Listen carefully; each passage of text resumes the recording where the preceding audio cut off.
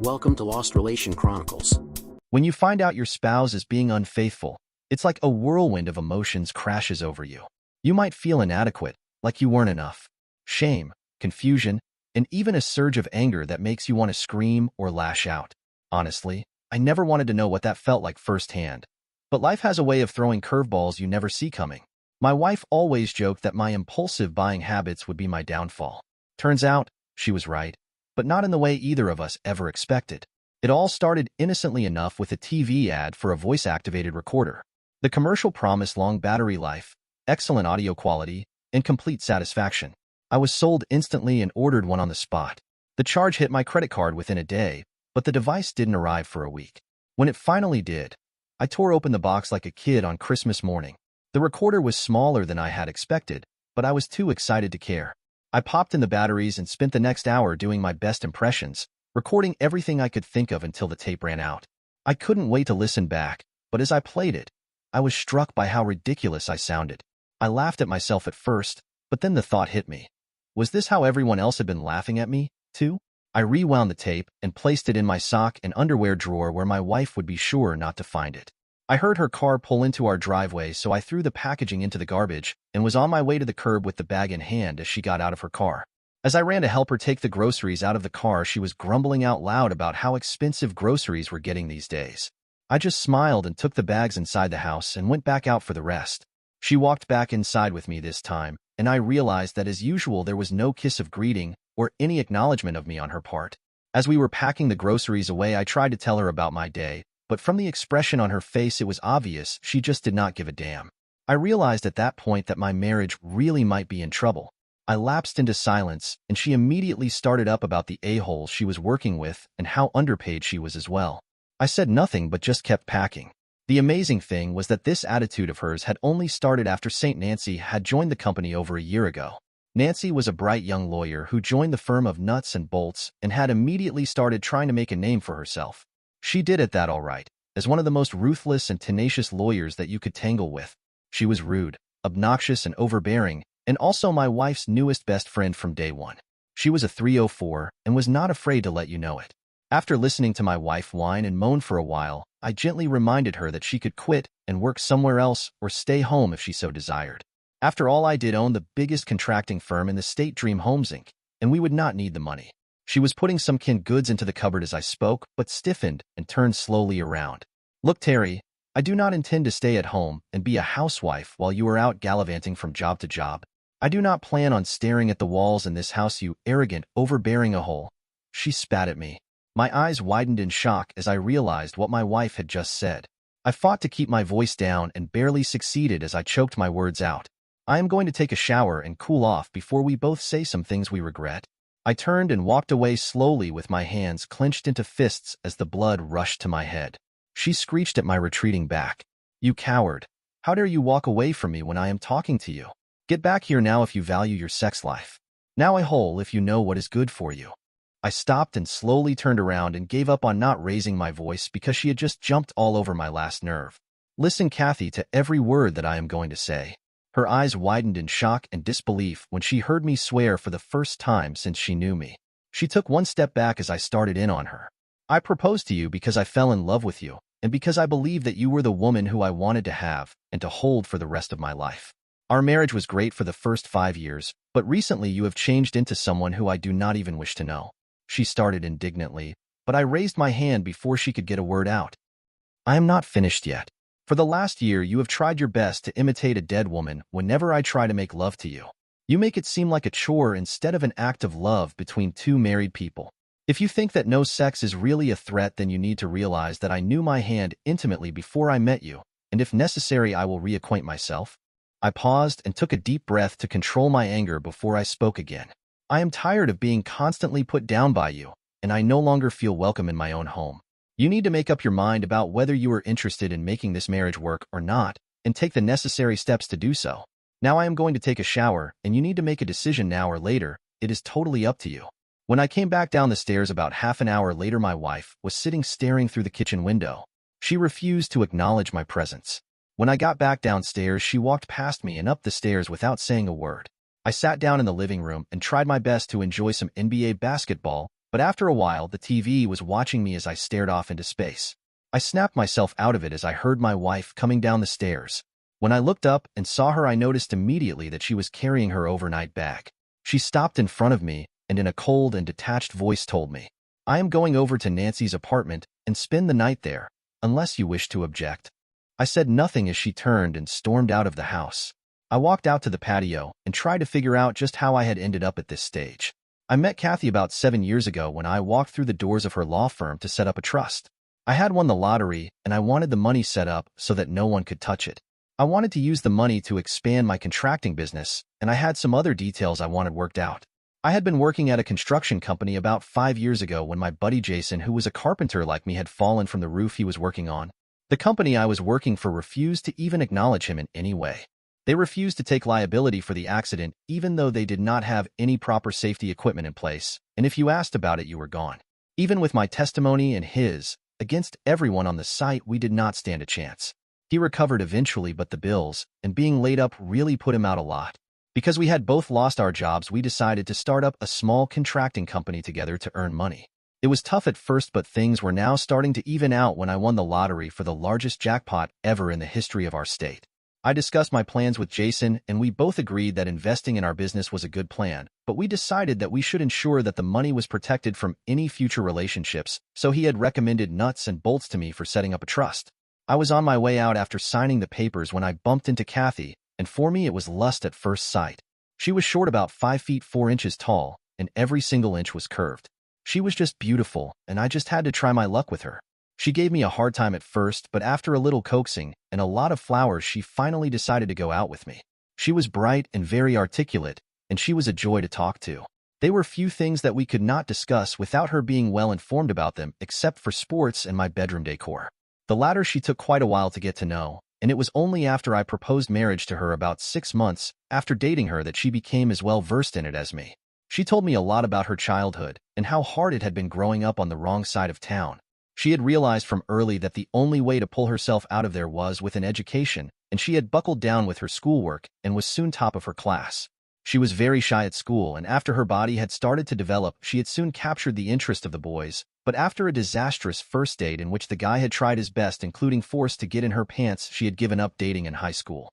She had found after graduating that she did not have enough money to go on to college, even with a scholarship. So she had started working at the law firm as a clerk/typist and completed a paralegal course at the community college. She was immediately promoted and had been doing the job for the last 5 years until she bumped into me. She always refused to discuss her previous partners with me, but just smiled and said, "You will never lose me to any man."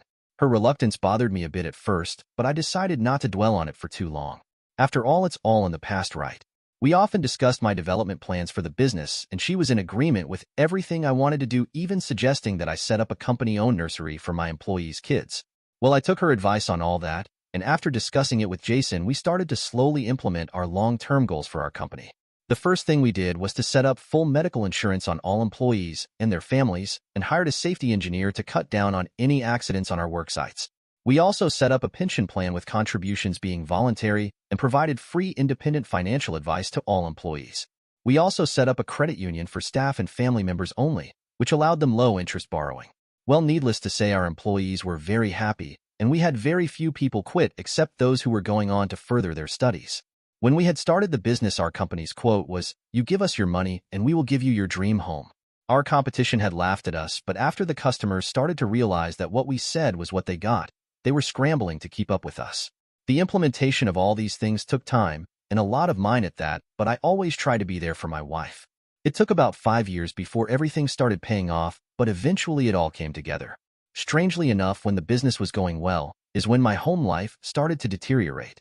It started for me when Nancy started spending all her free time over at our house. She and I never hit it off at all. I mean, she just rubbed me the wrong way from day one. Any argument or debate, she had to win it, and her opinion was the only one that counted. You could give her facts and statistics, but nothing could change her mind when she believed in something. She was always crying down men, and soon I never even bothered to speak to her anymore, which pissed her off even more. I just did not care. The last straw came for me one day when I was sitting on my patio trying to relax and take a nap. She and Kathy both came out and sat down beside me. I tried to ignore the both of them, but Nancy soon started up a conversation about how all men were all dogs who needed to be castrated. I waited for my wife to leap to my defense at least, but when I opened my eyes, I was surprised to see her nodding her head in agreement. I almost blew a fuse right then, but just when I was starting to get control of myself, Nancy started up again. This time she was going on and on about how me could not properly satisfy women and staring me right in the eyes as she did. Now this combined with the fact that my loving wife was there nodding her head like a Chinese mandarin while Nancy spoke set me off. I rose slowly to my feet, and holding my hand out, I pointed to the road. Listen here, you little man-hating piece of crap. I put up with you because you are my wife's friend, but I will be damned if I am going to sit here and listen to you try to emasculate me in my own home. Her mouth drooped open as she stared at me, and she went inside to pick up her belongings and left in a huff, slamming the door as she came back through it. My wife started after her but was too late to stop her from driving off. She ran back to me and started to read me the riot act about me being so rude to her friend. I raised an eyebrow and asked her, "Where were you when she was here mouthing off to me trying her damn best to make me uncomfortable in my own home?" She spluttered and turned on her heels and walked away. I got the silent treatment for about a week after this incident, but seeing how little effect it had on me, she started to imitate a dead woman anytime I tried to make love to her and refused any attempts at foreplay. It put me off at first, but after some research on the internet and a little experimentation with her, I became quite proficient at giving her a nice climax, which pissed her off even more. All of this happened about 6 months ago, until the argument me and Kathy had just had, which had escalated things to the point they're at now. I sighed and got up and went upstairs to our bedroom. I went immediately to pick out my new toy and try to figure out how to improve my impressions and get my mind off my problems. When I hit the play button, I nearly dropped the voice recorder in surprise as I heard my wife's voice coming through the speakers. I was debating whether or not I had a right to listen in on the conversation when I heard my wife say, "I miss you too, sweetheart." I pressed stop immediately and sat sewn on my bed immediately as my hands started to tremble. What the hell was going on here? I knew the best place to find answers were on the tape, so I gritted my teeth and pressed play. "Kathy, listen, sweetheart, I can't wait to see you tonight. I am going to munch on you until you beg me to stop. Wait a minute. I need to put you on speakerphone while I pack my bag. Don't worry about that a-hole overhearing us. The door is locked and this room is virtually soundproof once that door is closed, so he cannot hear a word we say. Hold on. Nancy, don't forget to bring our favorite toy Long John with you. I just love the way it stuffs me. Don't you love the powerful climax it gives you, honey? Wait a minute. Are you still screwing that loser, girl? Kathy, after today, no, I won't be anymore." He had the audacity to cuss me out and tell me his hand was better after I threatened to stop giving him sex. Nancy was now laughing hard. Oh hell, he did not say that. But good riddance, right? Isn't he a lousy lay anyway? Kathy, actually no. He is pretty okay after all in bed. Even though I tried the corpse routine on him, he was still able to get me to come and hard too. Nancy, well, I guess he is not so useless after all. Why did you marry him anyway though? What I mean to say is you know that you are definitely a full-fledged lesbian. So why the charade? Kathy, because he was pretty much my meal ticket. Once I found out he won the lottery, I was hooked. Besides, the relationship I was in was pretty much dead end anyway. She was just offering great sex anyway and nothing else. I decided to marry him, save some money, go to law school and get a degree, then dump his butt. Besides, no matter how many times he makes me happy, he is still a man and I prefer women. I stopped the tape after that last tidbit because I was starting to see red.